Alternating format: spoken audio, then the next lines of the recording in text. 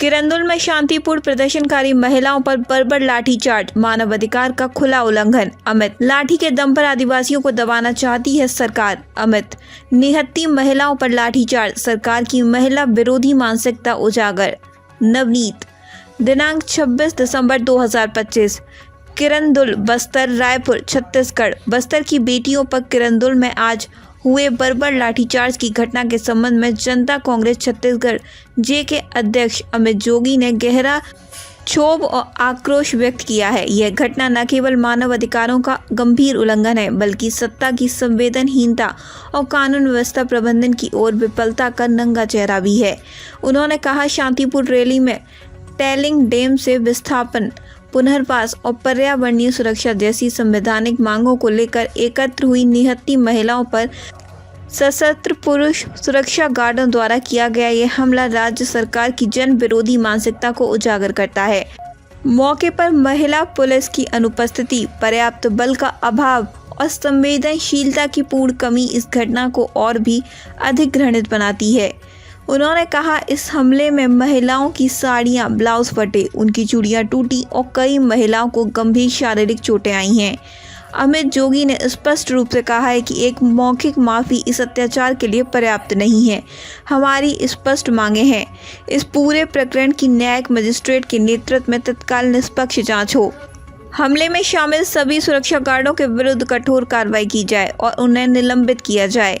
घायल महिलाओं के उपचार का पूर्ण खर्च राज्य सरकार वहन करे और उन्हें पर्याप्त मुआवजा दिया जाए।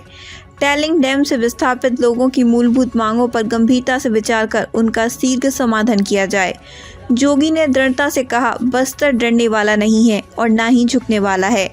मैं और हमारी पार्टी जनता कांग्रेस छत्तीसगढ़ जे बस्तर की जनता, विशेषकर महिलाओं के सम्मान और सुरक्षा के लिए यह लड़ाई सड़क से सदन तक लड़ेंगे।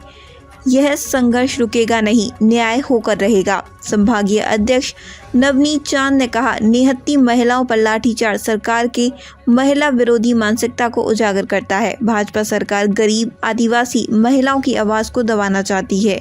लोकतांत्रिक तरीके से प्रदर्शन करने वाली महिलाओं के साथ लाठीचार्ज महिला अन्याय और अत्याचार का जीता जागता प्रमाण है।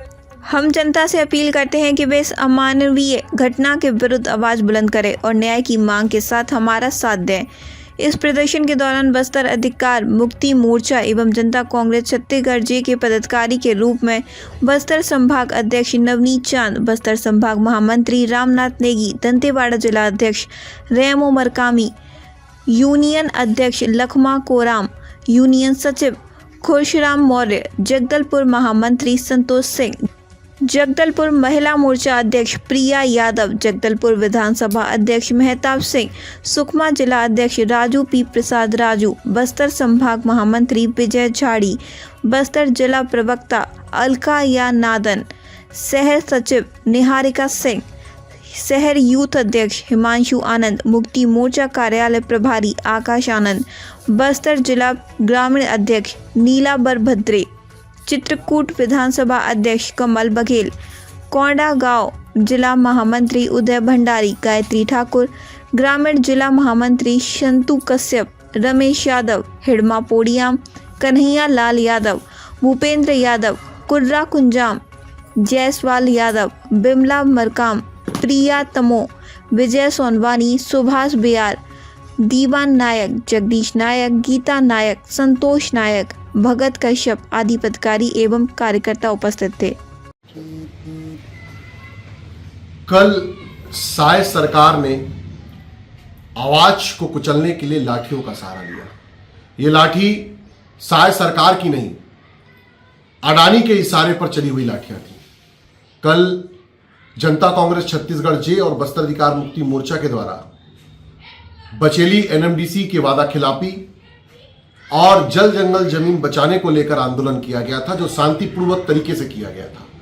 पर जैसे ही जनता कांग्रेस छत्तीसगढ़ जे के तमाम पदाधिकारी एनएमडीसी बचेली के गेट पर पहुंचे और संबंधित अधिकारियों से चर्चा करना चाहा, तब वहां के सीआईएसएफ के जवानों ने जिला प्रशासन के इशारे पर लाठीचार्ज कर दिया। सवाल यह था कि लाठियां क्यों भजी गई। सवाल यह था कि इस लाठियों को चलाने का आदेश किसने दिया। सवाल यह था कि इतनी सारी महिलाओं के उपस्थिति के बावजूद भी आईबी, एलआईबी और उनकी खुद की खुफिया जानकारी के बाद भी एक भी महिला सीआईएसएफ कर्मचारी की ड्यूटी नहीं थी। सवाल यह भी है कि सुनियोजित कार्यक्रम होने के बाद भी वहां जिला प्रशासन की सुरक्षा व्यवस्था क्यों तैनात नहीं थी। घटना सिर्फ यहीं तक नहीं घटित हुई, उसके बाद सुनियोजित पार्टी के कार्यक्रम में भी एनएमडीसी के शह पर कुछ गुंडे तत्व भी पहुंचे। उन्होंने भी वहां पर लॉ एंड ऑर्डर की व्यवस्था को बिगाड़ने का प्रयास किया। ये तमाम सवाल इसलिए उठ रहे हैं कि कहीं सरगुजा के बाद बस्तर को भी अडानीगढ़ बनाने के लिए बस्तर के लोगों को लाठियां खिलाने का मंसूबा ये सरकार तो नहीं बना ली है। जहां एक तरफ नक्सलवाद को खत्म करने का ढोंग रच रहे अमित शाह, कहीं धीमी गति से और पिछले दरबारे से अडानी को बस्तर का पूरा जंगल और जमीन देने के कायवात में तो नहीं, क्योंकि ये लाठियां स्पष्ट रूप से बताती हैं, कानूनों की धज्जियां उड़ाकर, नियमों की धज्जियां उड़ाकर जो लाठियां भाजी गई हैं, वो लाठियां ये बात बताती हैं कि उन्होंने महिलाओं के ऊपर अत्याचार किया है, बस्तर की महिलाओं पर अत्याचार किया है, बस्तर की आवाज को दबाने का प्रयास किया है। और धरना प्रदर्शन था या फिर रैली थी आप लोगों की? ये रैली और धरना प्रदर्शन दोनों था, जिसकी जानकारी विधिवत प्रशासन को मौजूद थी। और ये मैं दूसरी बार देख रहा हूं कि पहली बार जब 10 नवंबर को जगदलपुर में संभागीय धरना हुआ तब भी आपने देखा कि पुलिस की कोई व्यवस्था नहीं थी। यह दूसरी बार हुआ है कि जब बचेली के अंदर में एक बड़ा कार्यक्रम हो रहा हो और जिसमें प्रदेश अध्यक्ष अमित जोगी जी पहुंच रहे हो और वहां सुरक्षा पे इतनी बड़ी चूक हो जाना।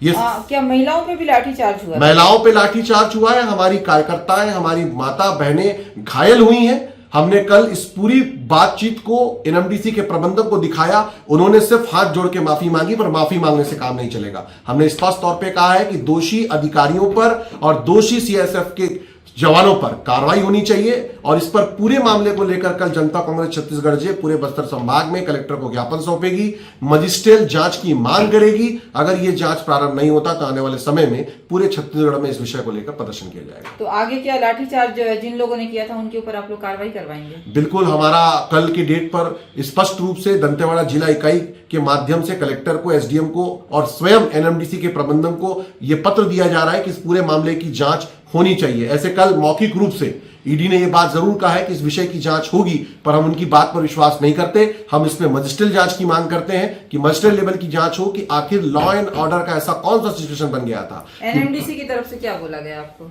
एनएमडीसी ने कहा है कि हमने ये जो है लाठीचार्ज कराने का आदेश नहीं दिया था। बहुत गहमा गया है ये मामला कि ये लाठीचार्ज कैसे हुआ, क्योंकि सबसे बड़ी बात यह है कि लाठीचार्ज करने के लिए जो सुप्रीम कोर्ट का गाइडलाइन है, उस गाइडलाइन का पालन कहीं पर भी इस लाठीचार्ज से पहले नहीं हुआ है। इसलिए यह पूरा षड्यंत्र का हिस्सा माना जा रहा है। इसमें कुछ ऐसे भी लोग थे जो पुलिस ड्रेस पे भी नहीं थे।